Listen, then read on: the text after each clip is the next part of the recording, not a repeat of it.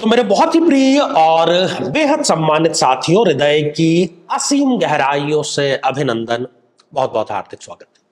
साथियों, मंगली को लेकर के जो कंफ्यूजन है, उस कंफ्यूजन की स्थिति को यहां पर हम क्लियर करने का, उस डाउट को क्लियर करने की कोशिश कर रहे हैं।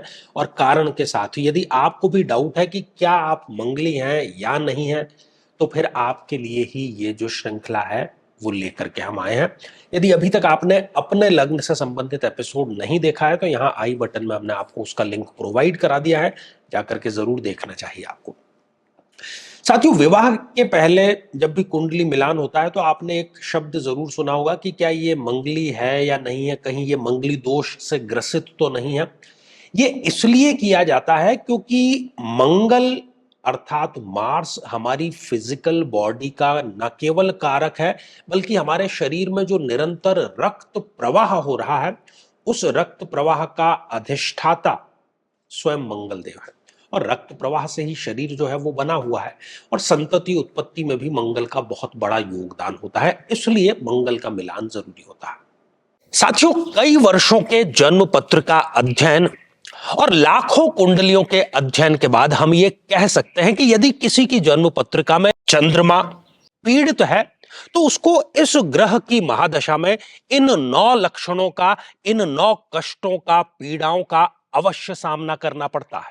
माता को कष्ट या माता से कष्ट, किसी न किसी प्रकार का गुप्त रोग, श्वास रोग, मानसिक रोग, तनाव या डिप्रेशन, अनिर्णय की स्थिति, ओवर थिंकिंग, स्त्रियों को स्त्रीजन्य रोग होना, या ऐसी स्थितियां जिसमें कि व्यक्ति एक अज्ञात भय से पीड़ित रहता है।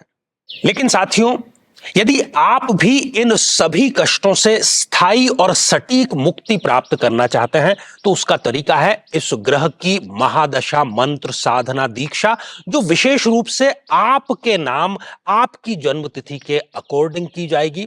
और गुरु दीक्षा के माध्यम से अभिमंत्रित माला भी आपको प्रदान की जाएगी, ताकि न केवल ये सारे कष्ट दूर हों, बल्कि ये पूरी की पूरी महादशा आपके लिए शांतिदायक और सुख समृद्धिदायक साबित हो। तो आइए साथियों, एक कुंभ लग्न की जन्म पत्रिका पर दृष्टिपात करते हैं और जानते हैं कि यहां पर मंगल है या नहीं है तो कितना प्रभावी। इससे पहले इस कॉन्सेप्ट को हम समझ लें। जैसे कि कोरोना काल में एक बात प्रचलित थी कि ये असिम्टोमेटिक है, मतलब उसमें कोविड-19 का विषाणु तो है, लेकिन उस व्यक्ति विशेष पर वो अप्रभावी है। किसी भी प्रकार का लक्षण उसको नहीं है, ना उसका टेम्परेचर बढ़ा है, ना उसको खांसी जुकाम बुखार कुछ भी नहीं है, गला भी एकदम ठीक है, मतलब कि वो उस पर असरकारी नहीं है। वैसे ही मंगली तो व्यक्ति होता है, लेकिन कई बार वो उस पर असरकारी नहीं होता, और जब असरकारी नहीं होता तो उसमें इतनी टेंशन लेने की जरूरत नहीं होती है। तो सबसे पहले हम बात करते हैं कुंभ लग्न की इस जन्म पत्रिका में यदि मंगल देव लग्न में ही विराजमान हो। और जैसे कि हर एक कुंडली की एक व्यवस्था होती है, हर एक जातक के लिए कोई अच्छे ग्रह अर्थात योग कारक, कुछ बुरे ग्रह अर्थात मारक होते हैं, तो वैसे ही एक सम मतलब एक एवरेज ग्रह भी होता है। तो कुंभ लग्न का जहां तक प्रश्न है, तो कुंभ लग्न के लिए मंगल देव एक एवरेज ग्रह है, एक सम ग्रह है, ना बहुत बुरे हैं ना बहुत अच्छे हैं, क्योंकि एक तो थर्ड हाउस मेहनत के लॉर्ड है और एक ये कर्म भाव के लॉर्ड है। तो लग्न में विराजमान होकर के ये व्यक्ति को थोड़ा सा क्रोधी बना देते हैं। उसकी बिल्ड बहुत अच्छी होती है, डिसीजन बहुत अच्छे लेता है, कहीं पर अन्याय होता वो देखता नहीं है। और यहां से बैठ करके वो सप्तम दृष्टि सप्तम भाव पर डाल रहे हैं, इसलिए सम ग्रह है, तो थोड़ा सा शादी में डीले जरूर करा देंगे, लेकिन यदि कुंडली ठीक से मिलान करके व्यक्ति विवाह संपन्न करता है तो उसका दाम्पत्य जीवन ठीक ठाक रहेगा, कोई चिंता का विषय यहां पर नहीं है।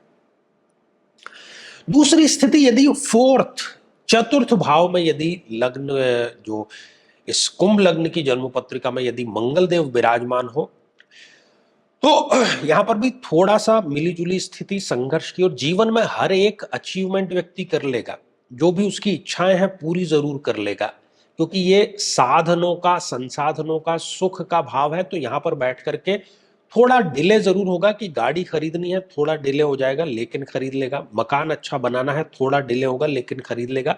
और यहां पर बैठ करके चतुर्थ दृष्टि से सप्तम भाव को मंगल देव देखने का कार्य कर रहे हैं। चूंकि वो समग्रह है, इसलिए विवाह में थोड़ा सा डीले वो जरूर करा देंगे, लेकिन फिर वही बात की यदि कुंडली ठीक से मिलान करके विवाह संपन्न हुआ है तो किसी प्रकार की कोई विशेष दिक्कत नहीं आएगी। अब आ जाते हैं स्वयं सप्तम भाव पर। यदि सप्तम भाव में ही मंगल देव विराजमान है तो फिर वही स्थिति है कि वो जिस भाव में है उस भाव का वो कोई नुकसान नहीं करेंगे। जैसा कि अभी बताया, तो थोड़ा सा डीले वो जरूर, क्योंकि समग्रह है तो विवाह की जो आयु है उससे थोड़ा बहुत डीले करा सकते हैं, लेकिन विवाह हो भी जाता है और कुंडली ठीक से मिला करके यदि विवाह संपन्न किया जाए तो कोई खास दिक्कत भी दाम्पत्य जीवन में नहीं आती है। अब आते हैं साथियों अष्टम भाव पर। यदि अष्टम भाव में मंगल देव विराजमान है तो यहां पर चिंताजनक विषय जरूर है, क्योंकि यह भाव ही खराब है, ये त्रिक भाव है, ये मृत्यु का भाव है।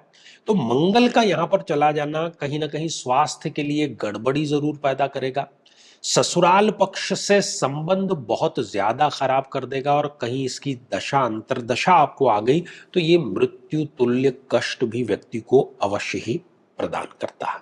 इसलिए यहां पर थोड़ा सा चिंता का विषय यह है। साथियों यदि 12th हाउस में उच्च के होकर के मंगल देव विराजमान हो जाते हैं तो यहां पर भी वो खर्चे बहुत ज्यादा बढ़ा देंगे। व्यक्ति को लग्जूरियस चीजें खरीदने का बहुत शौक होगा और अपनी कमाई का बहुत बड़ा हिस्सा वो उसमें खर्च करता नजर आता है। और यहां से भी वो सप्तम भाव को अपनी अष्टम दृष्टि से देखने का कार्य कर रहे हैं, इसलिए वो इस भाव का कोई नुकसान ज्यादा नहीं करेंगे।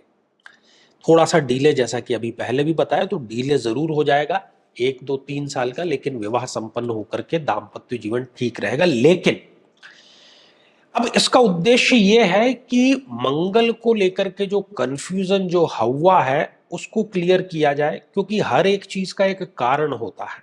कोई ग्रह योग कारक है, मारक है, तो वो वैसा ही रिजल्ट प्रदान करेगा, समग्रह है तो वो वैसा ही रिजल्ट आपको प्रदान करेगा। इसलिए यहां पर हमने देखा कि लग्न, चतुर्थ, सप्तम और 12th हाउस में बहुत ज्यादा चिंता का विषय नहीं है, चिंता का विषय अष्टम भाव में है।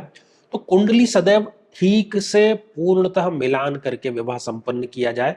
जैसे कि लोगों में एक भ्रांति है कि केवल गुण मिलान करके विवाह संपन्न करते हैं, जबकि ऐसा उनको नहीं करना चाहिए, बल्कि हर एक ग्रह, हर एक भाव, ग्रहों की दृष्टियां और दशाओं अंतरदशाओं को जरूर देखना चाहिए। और साथ ही जो महादशा चल रही है उस महादशा को यदि साध लिया जाए तो मंगल दोष भी तिरोहित तो अवश्य ही हो जाता है। तो साथियों ये श्रृंखला हमारी आगे भी जारी रहेगी। यदि आप भी चाहते हैं कि आपकी कुंडली का संपूर्ण विश्लेषण और समस्या का समाधान हो तो आगामी समय में मैं स्वयं इन शहरों में उपस्थित रहूंगा। आप समय लेकर के मिल सकते हैं या फिर आप टेलीफोनिकली या वीडियो कॉल के अपॉइंटमेंट से भी जुड़ सकते हैं।